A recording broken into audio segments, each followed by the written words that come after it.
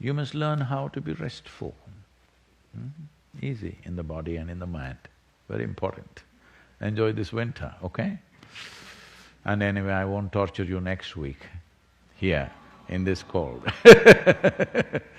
Please, if there's any question, just one question, we can handle it. You okay? Can I take a few minutes and…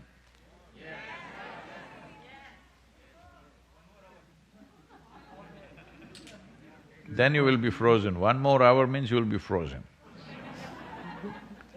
For some reason, temperature is dropping further. Hello?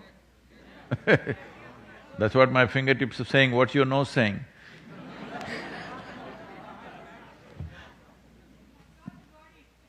Oh, right. For those of you who are elsewhere, somebody is here saying, I am not the body, so it's working, huh? It's cold, but I'm not the body, so what does it matter? This question is from Aditya in Bengaluru. Sadhguru, I rarely experience love within myself, and I tend to see the worst in everyone. In the Prana series of Sadhguru Exclusive, you talk about the possibilities of moving the anahata chakra to become loving. Whoa. Is he married? Don't say that. Is this possible for me? How can I do it? Okay.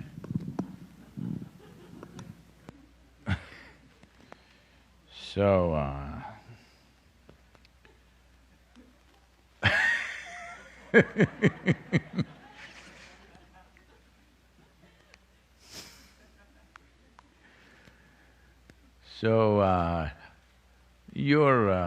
you're thinking, first of all, you're thinking love is a device. No, love is a consequence. Love is a consequence of being in a certain way within yourself. Love is not a device to get what you want. So all this time I was talking about wooing bhairavi. The reason why it does not work for a whole lot of people, whether it's bhairavi or if… I don't know what's your wife's name. Why it doesn't work is, you're using love as a device, devotion as a device. It is not a device, it's a consequence of allowing a certain dimension of intelligence to function within you. When I say a certain dimension of intelligence, the logical sense of our intellect wants to dissect everything and see. When you understand that dissection is a good thing,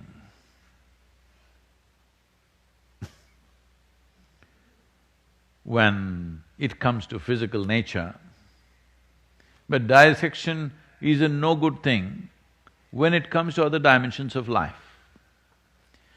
When I say other dimensions of life, immediately there are textbook science people, textbook scientists who immediately say, what are the dimensions, what are you talking about, you're talking superstition. Right now I'm being accused by a group in India who think they're rationalists, no rationale about their existence, but they think I'm superstitious. Well, because if you try to open up any dimension which is not within the framework of their logic, not even entire logic, not within the framework of their crude, silly little logic, they think it's superstitious. Well, your existence itself is superstitious because no instrument or there is no proof that you are actually alive.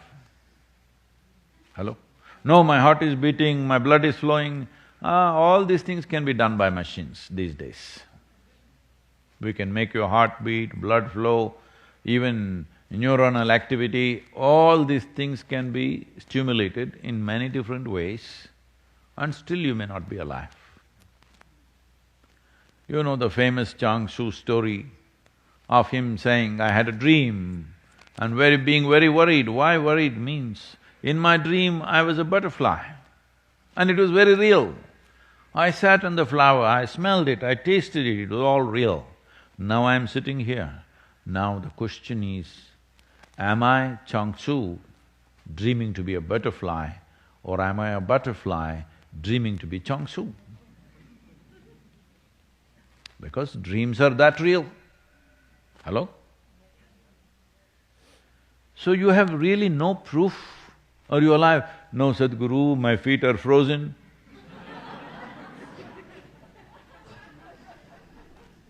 You just have to wait till it gets to the head.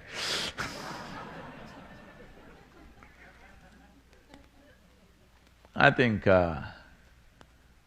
what Nikola Tesla said is very significant, but unfortunately, in the last century still, most of the scientific community or these textbook scientists definitely have not taken to it. Nikola Tesla, who has in many ways revolutionized modern science with his study and discoveries, said, the day science begins to study non-physical phenomena, the day science begins to study non-physical phenomena, it will make more progress in 1 decade than in all the previous centuries of its existence. Nikola Tesla.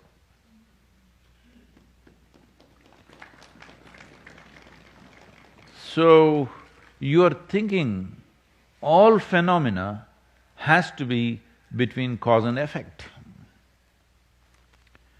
See, if you're understanding love as a sexual response, there is a cause and effect. If you're seeing love as a dimension which is tremendously transformative within yourself, then it is not between cause and effect, because it's not a transaction of any kind. So now you also picked up this little bit of jargon from where? From Sadhguru exclusive, is it?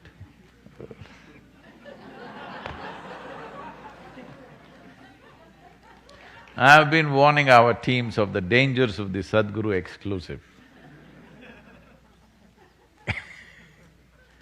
Too many things which have been spoken in very close groups, who were at a certain level of seeking, certain things were said. But now everybody picks this up and it'll become like this, can I move my anahata chakra here, there and become loving? Wheel alignment, you know.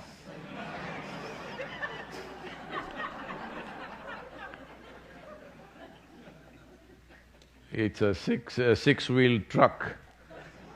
Align it, love will overflow.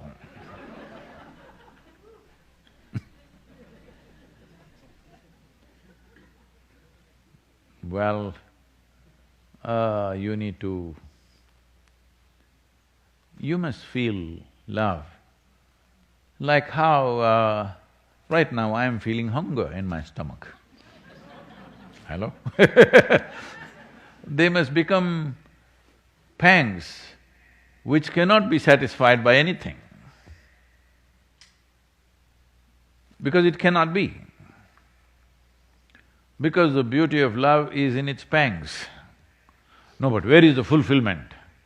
No, it's not a transaction to fulfill. It is just that, to burn with it. As it burns deeper and deeper, from pain it becomes liberation, just like cremation, you know. Hello? Yes, love is a kind of cremation. It burns you up. This is why probably somebody must have experienced something to come up with the term falling in love. Falling does not suggest a transaction. Hello? If you do a transaction, naturally it must be profitable to you, isn't it? Hello? Because if you do a transaction where you're going to lose, you're a dumb whatever. Because each one of you have your own terminology, I'm leaving it to you to complete the sentence. Because we are in United States, you know. I'll leave that to you. But you're definitely dumb. If you make a transaction and you're a loser, that is a dumb transaction.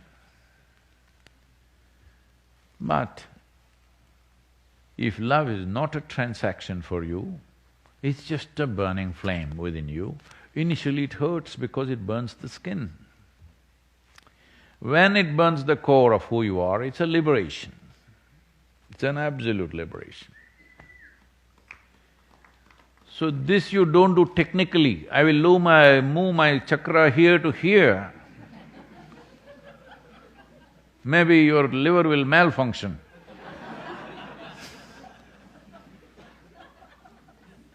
Please don't get into these kind of things because you're talking beyond yourself. First of all, stop talking about this chakra business, because you have not seen it. Did you see wheels moving? Hello?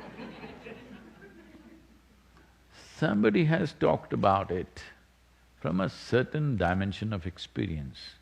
You don't repeat the same words, life will cut you down because now because lot of these kind of letters and comments keep coming to me. Sadhguru, I think my chakra, my anahata chakra is doing this, my swadhisthana is doing this, my vishuddhi is doing that.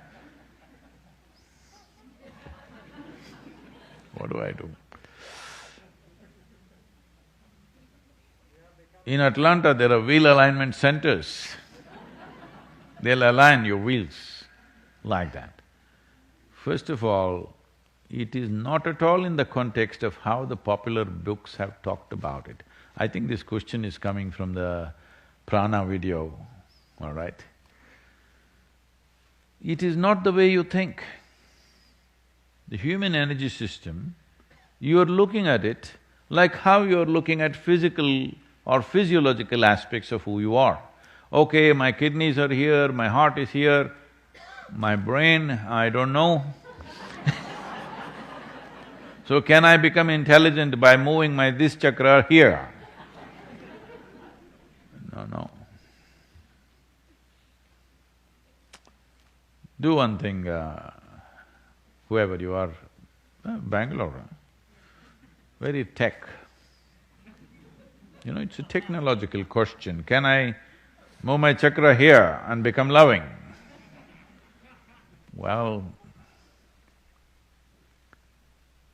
this is not that kind of technology. Yes, it is technology, but not that kind. You don't worry about the chakras. If you're a sensible human being, you will naturally be a loving human being.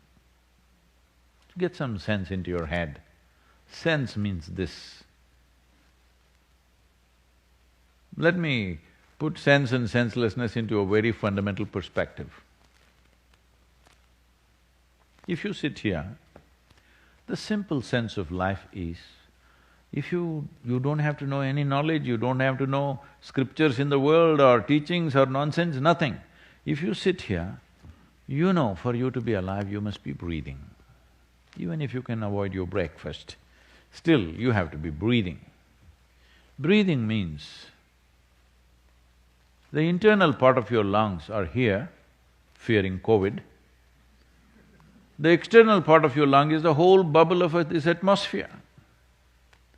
If you can't see beyond that, at least this much you can see. Oh, my existence is not absolute. My existence is…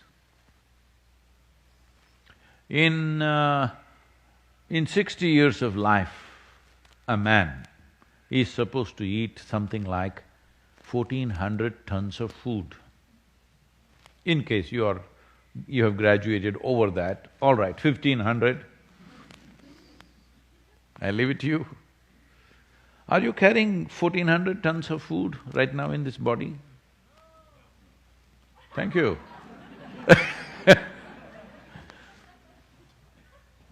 If you did, you would be a truck by now.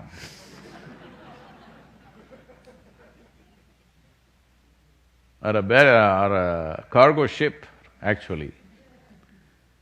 No, you're just carrying that many kilograms. What does this mean? It simply means, what you think is my body today is not so tomorrow. Material has changed, I'm saying. Yesterday's body is not fully there today. Something new has come in. What is today's body is not there tomorrow. Something new has come in. If you experientially understand what you think is body, what you think is myself, thoughts which were not there in you yesterday could have come into you today. Emotions which were not there in you yesterday could have come into you today. Yes or no? Body which was not there in you yesterday could have come into you today. When this is the case, from where the hell are you getting the sense of absoluteness about yourself, me? If you just understand this much, you will become sensible. Otherwise, you will sit here like a senseless lump. Yes, because you think you're absolute me. Just if you relax this, it doesn't need any spiritual teaching, no scripture reading, no looking at heaven, no nothing. Simply little bit of sense. Naturally, everything that is naturally possible in the human being will rise up, including your love. Yes, your intelligence, your love, your expression, your articulation, your capabilities, everything will rise simply because you have come to sense. This is all you need.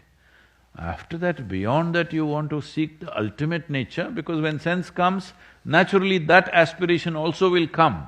When that comes, then I must come in to guide you. Right now, I'm wooing you from the basics, from the kindergarten, trying to tell you, see, somebody got it, I'm not the body. Why do I have to tell you? If you had paid attention to the food that you're eating, and when you shit, you would know I'm not the body. Hello? Hello? That's all it takes. If you know that you eat yourself, when you say, I'm eating my food, in some way you're eating yourself, isn't it? Hello? So if food is yourself in some way, in your experience right now, the earth also should be yourself, isn't it? Because that's where the food came from. This doesn't need any enlightenment, just a little bit of sense. So if sense blossoms, becoming inclusive, becoming loving is a natural consequence. You don't have to move your chakras.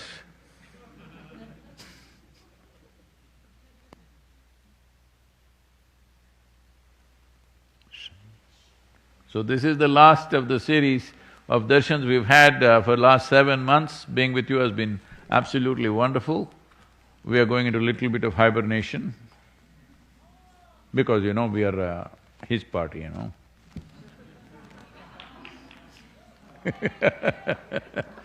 Wonderful, wonderful being with all of you, wherever you are in the world. I know many of you who are, in India, you have an advantage, it's in the evening. In United States, it was nice till about a month ago, but now your nose is about to fall off. If it was not for the mask, maybe it would have. The mask is holding it up in this cold.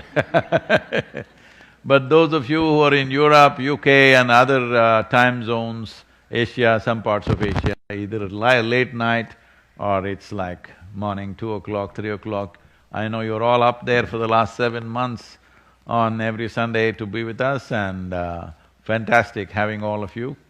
We'll come back to you probably on 31st of December, we'll be with you, but we're taking a little bit of hibernation time.